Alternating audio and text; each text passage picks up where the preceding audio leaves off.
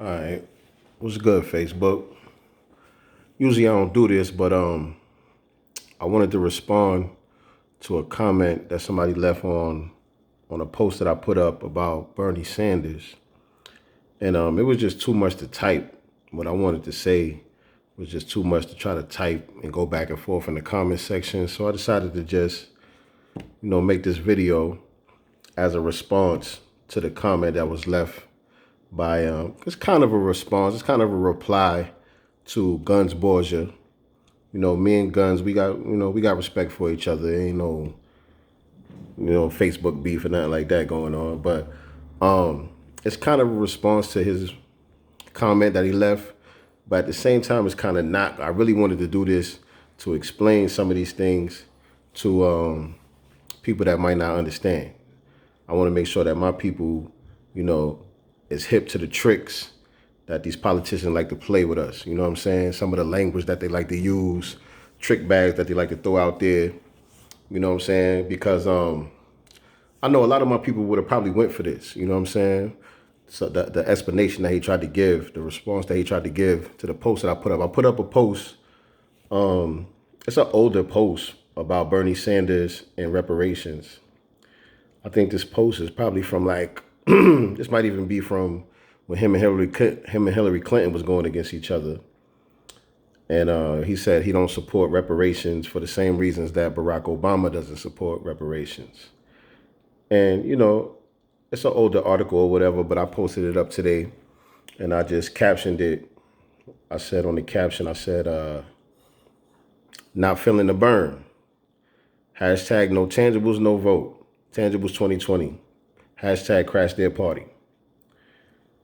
And so Guns Borgia, he left a comment on there and he says, that's what you're going by?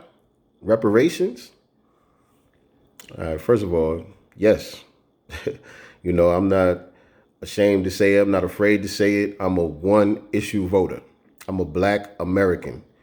And I come from a lineage of people who built this country, built the wealth of this country, and we are owed a debt. Reparations is not some type of handout that we trying to get from the government or something. Reparations is a debt that is owed.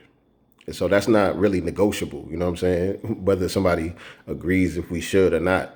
A debt is a debt, you know what I'm saying? If you, in a car accident or whatever the case may be, and you sue the other driver, it's not negotiable whether they owe you or not. They damaged your car or, your body or whatever the case may be. They owe you. They got to pay that bread. The insurance company is going to cut the check. And so it's not a debate whether Black people, Black Americans specifically, are owed a debt from this country, because we are. So that's not nothing to negotiate about. And yeah, that's my number one issue. My number one issue is tangibles, which means resources that go directly to Black Americans, you know what I'm saying, in order to lift us up out of the conditions that we were placed in, that we were designed to be in by all of the policies of this country. And so reparations is just the beginning in that respect. Reparations is just part of the package that goes along with, the pledge that one of these presidential hopefuls need to make to Black people if they expect to get our vote. You know what I'm saying? Because for too long, we just been going along to get along, voting out of tradition and, not getting no results out of it. Because they've been doing the whole Democratic Party for the last 50 years or so, been doing the same thing that Bernie Sanders is doing, which I'm about to break down to you from this comment that was left on my post. They practicing a thing called benign neglect. And that's the same thing that Bernie is doing right here. And we're going to get into that in a second. So let me see. He said, that's what you're going by? Reparations? And he asks, what do you mean by reparations? This is Bernie Sanders. That's in quotation, quote, Bernie Sanders playing stupid. What do you mean by reparations? What does that mean? He knows exactly what it means. You know what I'm saying? The Jews got their reparations. He's a Jewish man, isn't he? He knows all about the reparations that the Jews got from this country assures that they get paid their reparations, and the crime, the atrocity didn't happen to the Jews in this country. It have nothing to do with the United States. The United States, us, including black people. Black people fought in every war for this country, including that war, World War II. We went over there and fought and, you know what I'm saying, helped get the Jews out of their condition. And black people was injured in the Holocaust as well. So, you know what I'm saying? But he knows exactly what reparations is. So, you know, he playing stupid with that. What do you mean by reparations? And he went on to say, there are massive disparities that must be addressed, Sanders answered. There is legislation that I like introduced by Congressman Jim Clyburn. Jim Clyburn is a coon who has no respect in black society. Jim Clyburn is one of them old sellout Negroes.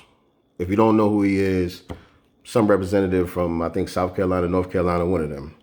And he had put together some bullshit policy, which is another benign neglect policy. And what benign neglect means is basically what the Democrats been doing since Nixon, like the early 70s when Nixon was in office. His advisor, I forgot his advisor's name, but the guy that was in charge of urban affairs for Richard Nixon, let me see, Senator Daniel Patrick Moynihan, I think that's how you say it. Daniel Patrick Moynihan, y'all can look him up, and the whole benign neglect policy. He advised President Nixon that, you know, we need to start implementing some benign neglect policies when it comes to black people. Now, mind you, this is in the early 70s, right after the, you know, civil rights movement and all that. Dr. King, Martin Luther King, you know, Civil Rights Act was passed, all the busing stuff, all of that stuff went on, all that stuff took place. Now you got the Panthers out there raising hell, and, you know, everything is black power and all this stuff. And so what this dude was telling Nixon was like, yo, black people, you know, they made enough progress out here. You know what I'm saying? They've been going in on us for a while now. And part of the problem is that we've been addressing them directly and dealing with them. Like we say, okay, what's the deal, Negroes? What can we do for y'all? We address them directly, and we listen to their issues, and we make promises to them. Whether we come through with the promises or not, most time they don't. But we make promises to them, and what happens is when we don't come through with these promises, the Negroes get riled up. You get the riots, you get the Watts riots, you get all, you know, all the rebelliousness comes out of us. You know what I'm saying? Because of this. So he said we need to implement a benign neglect policy, which is really where they're saying, you know, listen to what the Negroes have to say, listen to their complaints and agree with them about the conditions and all of the stuff that they're describing, but don't promise them anything. Never promise that you're going to actually do something to fix those conditions. But listen to them, hear them out, agree with them.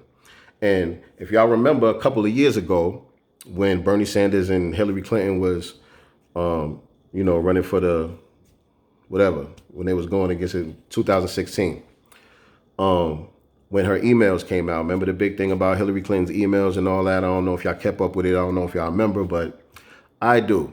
And one of the things that came out in the email was, I don't remember who sent what email to who or whatever the case may be, but there was discussions within those emails about not promising Black Lives Matter or anything. When you go to the Black Lives Matter people and you go to these black areas and all that, you hear them out, you listen to them, you let them say what they got to say, you agree with them, but don't make any promises to them. That was in the emails in 2016. The same policy that was from 1970 with Nixon and all that, Hillary Clinton was practicing it in 2016. Hey, listen, when you go around the Negroes, you know, you hear them out, listen to their issues and all that, agree with them with their grievances and all that stuff, but don't make them any promises. You know, don't tell them you're going to do anything about it. You know what I'm saying? You just use soaring language, and they use a lot of they like to lump us in with everybody else. You know what I'm saying? Black people are a unique set of people. Black American people are a unique set of people in this country, on the globe, period. We have a unique history, we have a unique culture, and we have a unique grievance with the United States government that nobody else can claim. Nobody else can claim that they built America. You know what I'm saying? Black Americans have been in this country longer than any other group. But what they try to do is they use terms like minority, distressed communities, poor people, which basically means anybody that's not white. Really, it means anybody that's not a white male, because even white females are considered minorities. So LGBT, Latinos, Asians, brown people, yellow people, purple people, everybody gets lumped in with black people whenever they're talking about black issues. They'll never get just say black by itself and deal with our specific issues, our specific grievances that nobody else has. Nobody else could lay claim to the things that the grievances that we have with this country. Nobody else been through slavery. Nobody else been through Jim Crow. Nobody else been through redlining and mass incarceration and all these other things that specifically came from the United States government. And nobody else, most importantly, nobody else built this country. We are the foundation of the country. And so therefore, you can't lump us in with everybody else. You got to deal with us specifically. You know what I'm saying? And what they do is they'll talk to you about the issues. They'll agree with you about the issues. But then when it comes time to talk about what we going to do about it, that's when they start talking about everybody, all Americans, all minorities, or all low-income communities, or whatever terms that they want to throw out there. But whenever they start talking about the solutions, that's when they stop talking about black. Everything else is black. Black, black, black, black, black. Slavery, all these policies, blah, blah, blah, blah. They name all of this stuff that specifically affects black people. And then when they talk about what they're going to do about it, they're going to give something to everybody. So that's what he does here. Check it out. He says, there are massive disparities that must be addressed, Sanders answered. There is legislation that I like introduced by Congressman Jim Clyburn. It's called 10-20-30 legislation. Y'all can look that bullshit up if y'all want to. And after I'm done explaining this, if you understand what I'm saying here, you'll see through that bullshit. I don't even got to break that down here. Legislation which focuses federal resources in a very significant way on distressed communities. See, that's one of those benign neglect terms. You know, the issue is injuring black people. You know what I'm saying? The injury is to black people, but the resolve is going to be to distressed communities, which really means everybody except black people. He went on. I think we have to do everything that we can to end institutional racism in this country. Institutional racism, white supremacy, its total existence is its total power, its might, everything about white supremacy is aimed at black people. We are the number one targets of white supremacy. Other people are affected by it. All non-whites are, you know what I'm saying, under global white supremacy. But we are the number one targets. We are considered to be the biggest threats. And we suffer the most under their policies. You know what I'm saying? So when they talk about institutional racism, they're talking about a black issue, right? It is not acceptable to me that the rate of childhood poverty among African American communities, talking about black people, is over 30% in this country. That is beyond belief. That African Americans die from cancer at higher rates than whites. Still talking about black people. He's not talking about Asians. He's not talking about Latinos. He's not talking about Native Americans. He's talking about black people. Everything that's wrong, he's talking about black people. They die from cancer at rates higher than whites. So we're going to do everything that we can to put resources into distressed communities and improve lives of those people who have been hurt by the legacy of slavery. No one else has been hurt by the legacy of slavery. The legacy of slavery wasn't done to distressed communities. It was done to black people. So you have to make policies that are specifically targeting black people, because to reverse the policies that specifically targeted black people for the conditions that we're in now. So you put us in a ditch because we're black.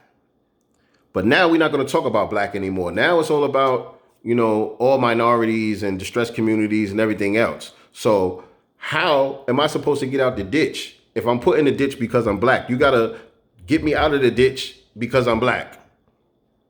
You understand?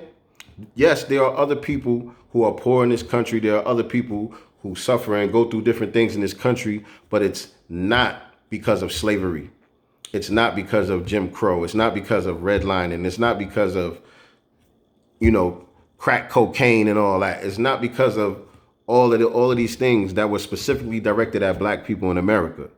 So they have a different issue. Their issues, I'm not saying their issues are not important or whatever the case may be. I'm just saying their issues are not my issue. I'm not here to fight for all minorities and all the other. We've been doing that for too long. Black people been on the front line for everybody else's issues. When it comes to immigration, black people is on the front line. When it comes to LGBT and all that, who they parade around the most with these dresses and heels on and all that, on these red carpets and all that? Black men. When it comes to everybody else's issues, black people is the first ones that's out there like, nah, this ain't right. We got to do something about this. But when it's black people's issues, when black people is getting shot dead in the street by police and all that, you don't see none of these other communities standing up like that.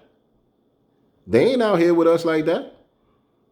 You know what I'm saying? When it comes to us getting our check, when it comes to us getting our tangibles, ain't nobody saying, yeah, you know what, they right. Y'all do owe them. Y'all need to holler at them. Because those are our brothers. We got this coalition with black and brown and all this stuff. Those are supposed to be our brothers. So where y'all at? Why y'all not bucking? Why y'all not bucking? Y'all niggas ain't making no noise. I don't hear y'all. You got a few here and there. You know what I'm saying? I'm not saying everybody. You can't never paint nothing with a broad brush. But it's not enough. It's not enough. As a group, y'all not doing something. Little individuals, we can't have an alliance with individuals. You can only have an alliance with another group. And as a group, none of these people are doing anything for us. None of these people are riding for our issues. And we've been riding for theirs the whole time. And most of these people just got here. Y'all Johnny come latelys. You know what I'm saying? And that's the other thing. Y'all volunteered to come over here. Wherever you came from, you volunteered to come over here. You came over here looking for a better place than where it was wherever you came from. That wasn't the case with black people. Black people didn't leave one place and come to a better place. There was no United States of America here when we got here until we built it. We came into a wilderness and we built the country. And so we are owed a debt. And yes, that is my number one issue when it comes to any of these politicians. It don't matter if they left wing, right wing, Green Party, whatever it is. The person that makes the pledge to Black America to get us what we're owed, to get us tangible resources that we could use to, make real progress and become real whole Americans. That's who's going to get the black vote. Other than that, we just going to let it fall apart. We just going to let it crumble. We're not going to just vote against Donald Trump. You know what I'm saying? Y'all not scaring us with Donald Trump. We ain't tripping off Donald Trump. You know what I'm saying? We've been dealing with white supremacy for 500 years. You think we tripping off of Donald Trump? Please. We're not worried about that cat.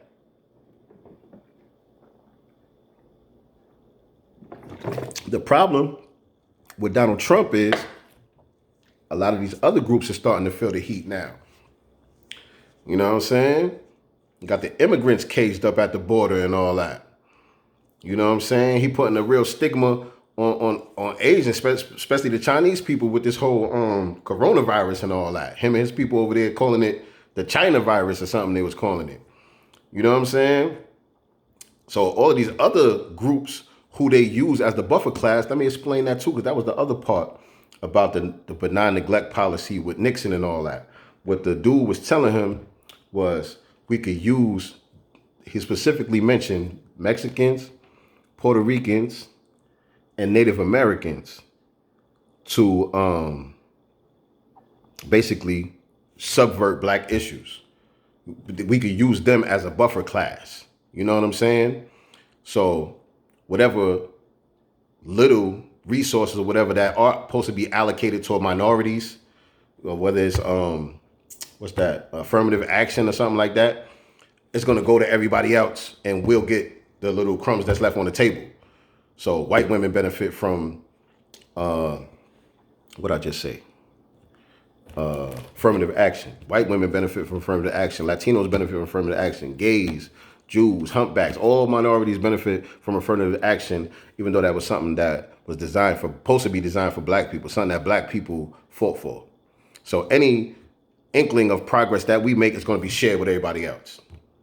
You know what I'm saying? And so that doesn't work for us, because if we are at the bottom of society, you know what I'm saying? If society is a racial pyramid and white people are at the top of the pyramid and black people are at the bottom of the pyramid, and all of the minorities or everybody else in between, and you say, you know what, black people, you know, y'all down there at the bottom, that's fucked up. We got to help y'all get out from the bottom. So, you know, we're going to give everybody $1,000 every month. Everybody going to get $1,000 every month. That's some of the bullshit that I think one of them motherfucking Democrats was throwing that bullshit out there. Yeah, we're going to give you guys $1,000 every month, or whatever the case may be, but they're going to give it to everybody. And so if everybody get $1,000, okay, everybody $1,000 richer this month. But black people still at the bottom. We're not making no progress. We're not climbing up the hierarchy nowhere. You know what I'm saying? It doesn't make any sense. So Latinos, Asians, all y'all LGBTs and all that, y'all got to hold your own nuts. And black people, you know, we're going to look out for our own interests. And we're not just going to go vote just because y'all talking about we got to get Trump out of there. That's not what it is.